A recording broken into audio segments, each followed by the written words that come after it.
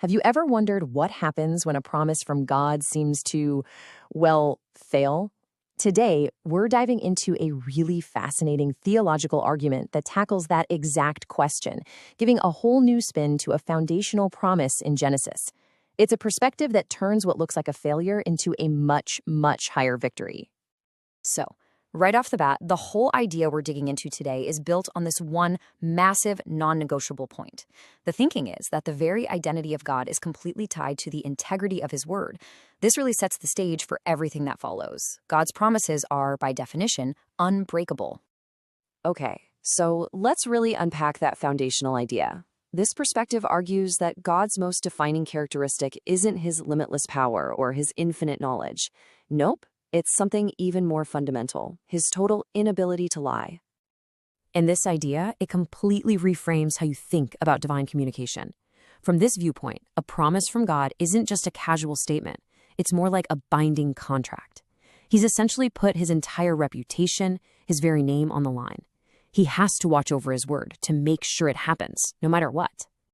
Okay, so with that foundation set, let's see how this argument builds. We're going to look now at what this perspective calls God's original master plan for humanity, right from the very beginning.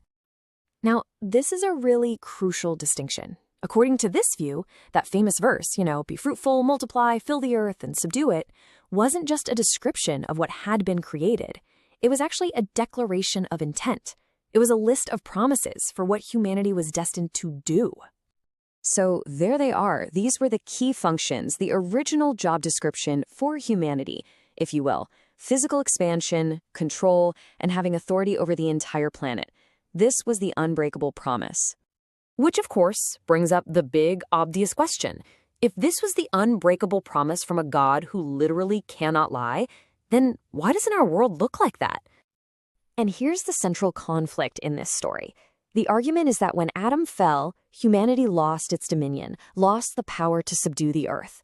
And this created a massive theological problem, right? Because if the promise failed, did that make God a liar? And if God can be a liar, well, does he stop being God? So how do you resolve a massive contradiction like that? Let's get into the solution that's presented, because this is where things take a really interesting turn. According to this view, Christ's arrival wasn't just about saving souls from sin, it was about saving God's own word from failure. His mission was to make sure that the original promise would be fulfilled, just not in the way anyone could have possibly expected. And this right here, this is the core of the solution. The promise wasn't thrown out, it was elevated. The whole operation changed. The realm went from physical to spiritual. The goals shifted from filling the earth to populating heaven. And the standard was raised from earthly dominion to heavenly authority, with the whole thing now operating through Christ. This quote just perfectly captures the irony at the heart of this whole argument. The idea is that the very act that was meant to destroy God's plan actually, paradoxically, forced it onto a higher, more powerful, and spiritual level. Okay, so that's the big idea, but what does this actually mean for people today? What are the real-world implications of living inside this elevated promise? Well, the source breaks it down into these three key actions. It's a whole new way of operating. First, your focus shifts away from earthly ambitions. Second, that mandate to multiply gets reinterpreted as winning souls, giving birth to spiritual children. And third, your authority isn't about physical control anymore, but about operating from a spiritual position of power. Now, when you start to adopt this heavenly perspective, there's a natural social consequence. The speaker uses this very specific term, outcast, to describe someone whose value system is so radically different from the world's that they don't fit in anymore. And this quote just makes that connection crystal clear. In this line of thinking, if the world is celebrating you, it's a pretty good sign that you're operating on that lower earthly plane. But being an outcast, well, that's actually presented as evidence that you're living by the higher heavenly standard.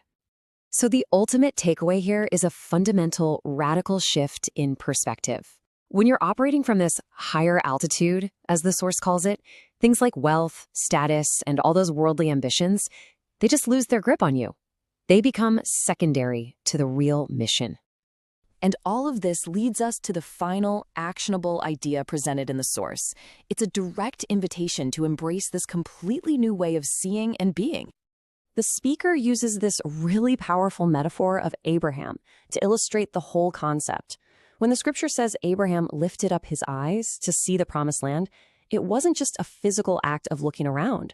It was a spiritual act of seeing beyond the natural world and into the reality of God's promise.